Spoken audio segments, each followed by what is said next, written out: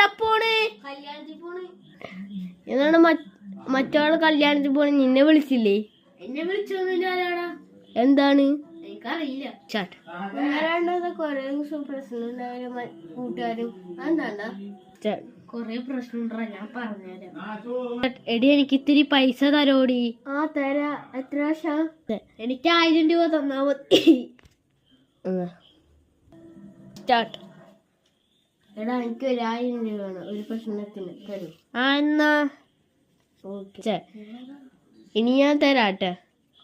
ആ ഓക്കെ. എനിക്ക് പൈസ കിട്ടിയാലേ കൊറേ ദിവസമായി. കൊറേ നേരം വിളിക്കണ കട്ട് ചെയ്തിട്ട്. എടാ